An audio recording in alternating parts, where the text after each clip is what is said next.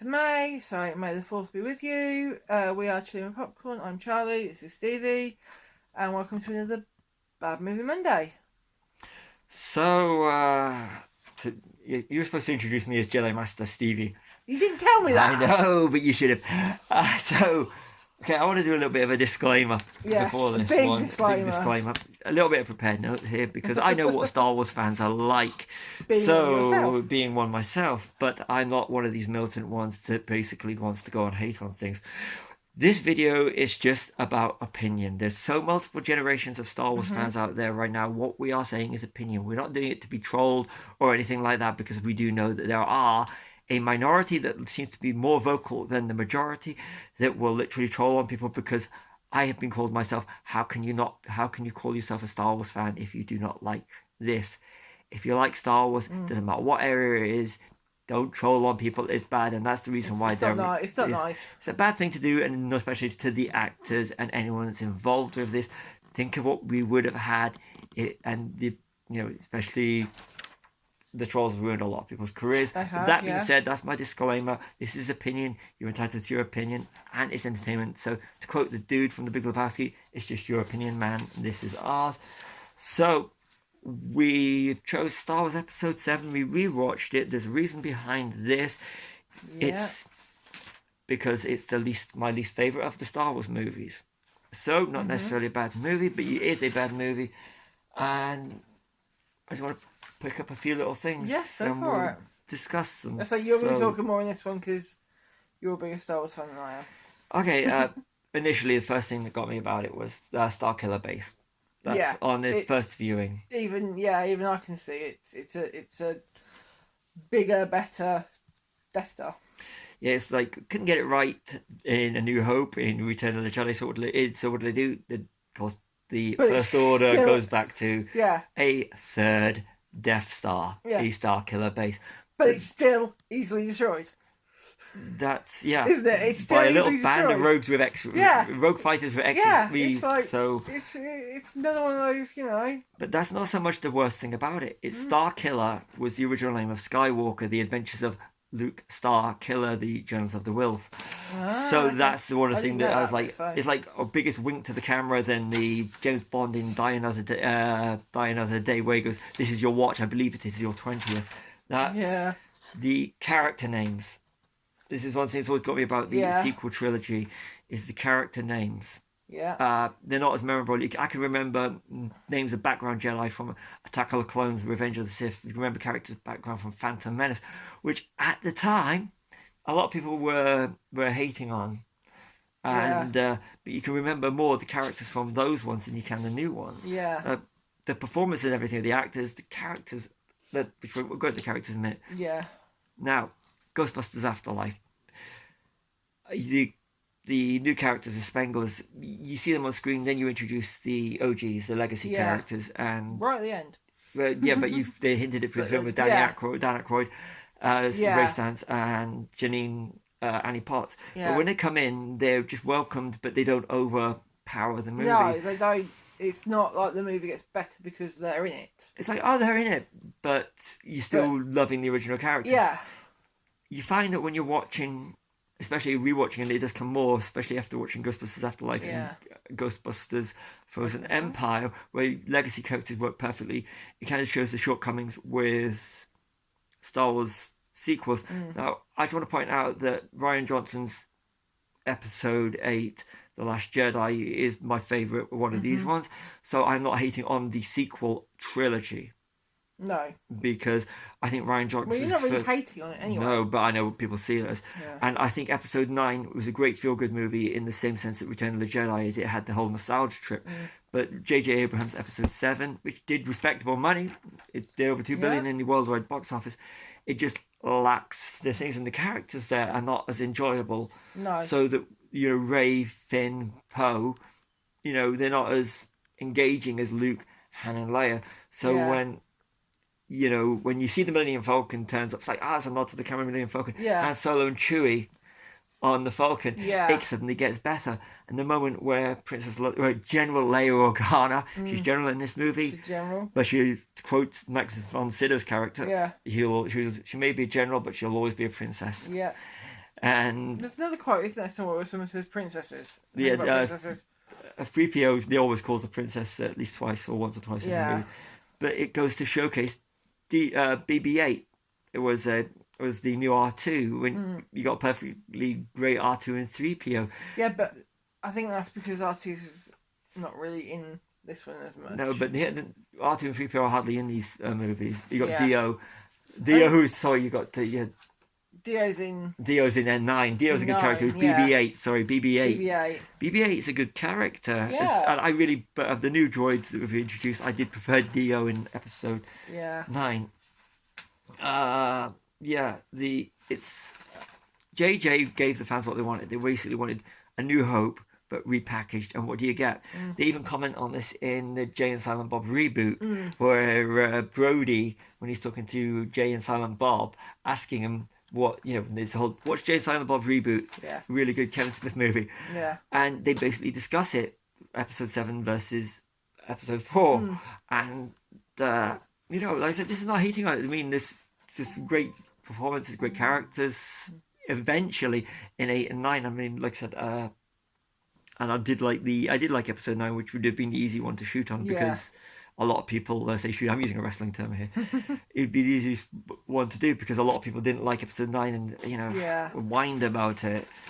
But for me, episode 8 is the one I'm doing most of the talking here. I apologise. I did say you would do most talking because you're the bigger fan. Yeah. So. And so you said about Jakku. It was too much. Like Tatooine. Why didn't they just go back to Tatooine? Kept the continuity. Yeah. It did, and but that would have been nice. Kylo being a whiny little child. Yes. Yeah. And like you said, you liked his lightsaber. I did. Yeah. I like the fact it looked like a proper sword. I mean, it was shocking the first time I watched it when Kylo kills Han. Yeah. Kills his dad. Yeah, because you don't expect it. No. I watched it twice at the cinema, and the second viewing, it took me a while to, because the first time you watch it, you don't expect it, but at least Harrison Ford got to see Han Solo getting killed off. Yeah. So. Yeah, definitely. So that's that. I'm trying to look at my notes now. You said that it lacks George Lucas's touch. Yeah, George Lucas, love or hate the prequel trilogy. George Lucas George Lucas, I think, is a genius. American Graffiti, THX 1138. I find it hard to diss on him because, I mean, Revenge of the Sith has got its moments, which I may discuss in another video, but Attack of the Clones is a great, perfect movie for me in the sense that one episode, we're talking about his directorial stuff. I mean, he can't write dialogue. In episode 2, he can't even write dialogue. I could riff for ages on the love scenes between Amidala. It's not, he can't write female dialogue. He got from right. I'm sure that's quoted somewhere or something. I think it's Harrison Ford once says you can type this stuff, but you can't say it. Yeah. And Carrie Fisher was on board, and it was rumored that she did a lot of dialogue work on the Padmes in Phantom Menace. Yeah. So George Lucas knew how to construct. Yeah. And I think that the thing that it does feel for me as a fan of George Lucas. Yeah. Yeah, I'm talking I think THX American Graffiti. If you haven't watched them, check them out. And J.J. Abrams was the guy who brought back Star Trek. I mean, the Kelvin timeline of movies, the ones he started, won't knock him. Star Trek is why it is today because J.J. Abrams, and you cannot take that away from him. No. So that is J.J. Abrams is a genius for doing that. He is. Good. And Lawrence Kasdan, who was one of the writers of The Force Awakens, who did Empire Jedi and Raiders of the Lost Ark. Yeah. With Michael Arndt. So you got Lawrence Kasdan, J.J. Abrams, Michael Arndt. The writers, you got respectively great writers involved. Yeah. But to me, it was given Disney's first Star Wars movie was just giving the fans what they want. There's nothing wrong with giving the fans what they want, but sometimes it's not quite how the fans expect it. No, but I mean, I'll tell you, there was a period where I was dissing on Phantom Menace. Yeah. So you realise that Phantom Menace was ahead of its time in terms of the politics in it. And if you rewatch Phantom Menace, 25th anniversary, yeah, Phantom Menace may not be my favourite Star Wars prequel, but in terms of like George Lucas's vision, Phantom Menace, I will argue, okay, the pod race is still too long. In terms of the politics in it, it's perfect. Yeah. It is, and anyone that says it slows it down, you try and watch A New Hope, which is a film like defined as a perfect movie. You watch it and look at all the politics in that movie. Now, this is not a diss on A New Hope. I would never do that. A New Hope, in my opinion, is one of the I define as a perfect movie. Yeah. You can disagree with it, but for me, A New Hope is a perfect movie. But George Lucas's vision, I'd like to have seen how one of these things I don't want to look up to see how it could have been, and everything till it's locked down has been truth, is rumor. But it would be interesting to have seen how George Lucas's take is. But that being said, seeing Carrie Fisher, Mark Hamill, Harrison Ford, even Mark Hamill, and of course Chewie, R2-3PO, Peter Mayhew, and Anthony Daniels back on the big screen again. Yeah. You know, as the characters. Yeah. Was you can't take away the love, and the whole, for me, the highlight of the movie was when the drop ship and you just knew who was going to be on it when Han Solo was just there. Harrison Ford, Han Solo, Princess Leia, General Leia, Carrie Fisher. Yeah. But that's the problem with this for me, is the highlights with the movie was it's elevated when they're on screen, and it shouldn't have been. It should have been the whole Ghostbusters Afterlife. Yeah, it should have just been like a bonus. Yeah, it should be there on screen. But I do like Daisy Ridley, John Boyega, Oscar Isaac. They're all really brilliant, good. and I've got I really do like Oscar Isaac. You know, Moon Knight especially, and of course Inside Llewyn Davis. I just want to give a shout out. Definitely. And Adam Driver. He is a great actor. Yeah. Inside Llewyn Davis. Check out Inside Llewyn Davis. Domhnall Gleeson. From Ex Machina. So this has been great for the performances, the actors, actresses, all the performers in the movies. And, you know, it's great for that alone. If you're going to pick a movie and start watching, I'd like to hope that this movie for a new generation did what my generation did, would go out and watch movies that with the stars in, like, you know, like Carrie Fisher. Yeah. You know, watch something like The Burbs or The Blues Brothers. I know she's got small appearances in it, but you know, just watch Burbs if you get a chance. Things that she's in that aren't Star Wars. Yeah, and I'd like to think that you know that people will do the other generations will do these for these movies. Yeah, definitely. You know, it's what I like now that Hayden Christensen's at last getting the respect he deserves. Yes. Thanks to Obi-Wan. Yeah. And you know. Yeah. So. You know, if you love these movies, these are yours. Then, but I'm just playing. Must really be talking here. I noticed that the answer to a closed blast door is to shoot at the control panel. They're doing all the movies, but they're doing all the movies, but it always works. Yeah. I don't understand how it works. And I have a bad feeling about this. Yes. Yeah, that as well. When Han says that. Yeah, 45 minutes in he says it. Yeah, and the audience get the joke. Yeah. But. Yeah. Also, no explanation of Poe Dameron's escape. You find out he was dropped from the ship, but it takes a bit of the movie, says it when they just get back to the base after. You told me to write that. Yeah, then it realised it came a bit later, you see, so you do find out. It took ages. Yeah. We're doing this in one take. We are, yeah. You also said about General Leia comforting Rey before Chewie after. Yeah, that I did not like it, and I really did not like that. You're given the medal at last at the end of Rise of Skywalker, but I think that jarred a lot of fans as well. I remember at the time that Leia consoled Rey before Chewie, and Chewie was one that was hurting. But I think that they did make up for that with the whole Leia in Rise of Skywalker, but it still was jarring. But the bit where Leia says bye to Han, that was a lovely moment in the movie, so I can't hate on it too much. No. This is Bad Movie Monday. In May, we had to do a Star Wars movie, especially with the 25th anniversary. Yeah, we were going to do a different one, but I decided I just didn't want to. We were going to do Battle for Endor, just to watch it and have a bit of fun with that. But I just did not. No, I just don't really, not for doing reasons I don't feel right doing it right now. I am a Star Wars fan, so and it just doesn't. No, I didn't want to do didn't it. feel right. It Yeah. doesn't feel right doing it right now. Well, And I also no. Sorry, you carry on. no, that's it. I just we respect and we have love for the Star Wars universe. Yeah. Sorry. Poe's destruction of the Starkiller base was very much like Luke's destruction of the Death Star. Yeah, we've seen it done, but we haven't seen it done with a better character. Not, I do like Oscar Isaac. Yeah, I really like Oscar Isaac, but it's done with a better character. It's almost like they're just certain scenes to me felt like they were just trying to remake certain scenes from the original trilogy. Yeah, but the thing is with Star Wars is with first two trilogies, the prequels and the originals. I don't know what they call them now. There's recurring beats. George Lucas has said that, but the recurring beats. There's recurring beats, but then there's copying. But that's what happened. Yeah, but the thing that this didn't work as well because it missed it.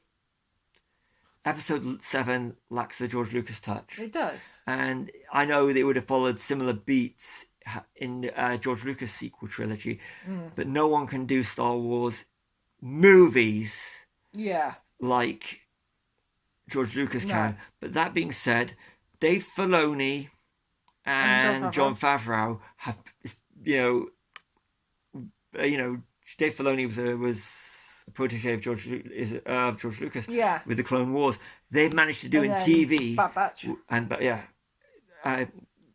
Rebels. And Rebels. They've managed to do. That's why I'm looking forward to their movies. That Jon Favreau and thinking because they managed to.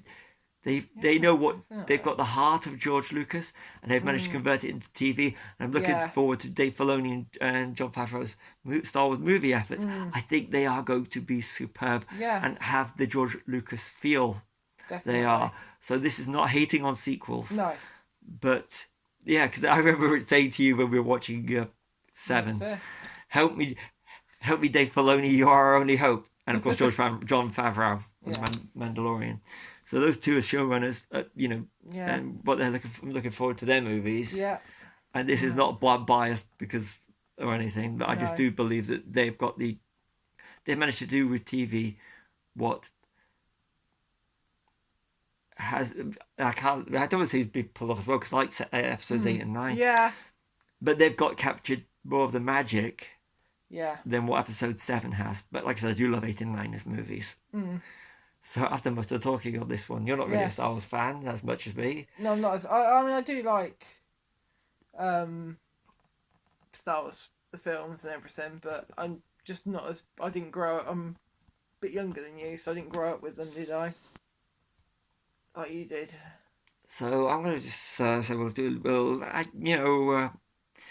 it's been an interesting bad movie Monday. It has, yeah, because it's not really a bad movie this time, is it? It's just it's a lesser liked movie. Yeah, the thing about Bad Movie Monday, this is movies we like, movies we don't like, and movies that are so bad they're good. Yeah. It's just really because we have to do a Star Wars movie. This is not a bad movie. It's just because we have to do a Star Wars movie. Yeah, it's just not as good as the other ones, and of all the ones that came since 2015. Yeah. I'll ask you, what's your favourite Star Wars movie since 2015?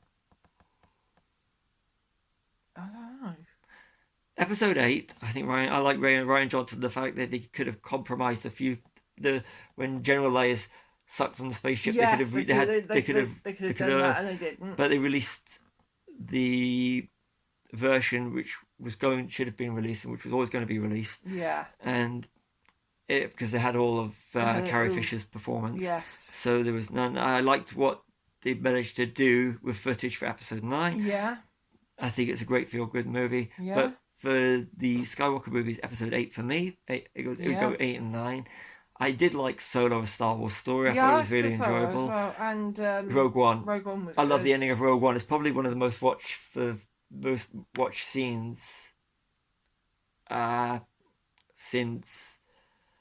And that and the ending of episode 8 are the ones I've watched probably the most because I really like. But that's all because I do like Leia. I like Leia as a character. Always have. We always have done. And Yoda in episode 8.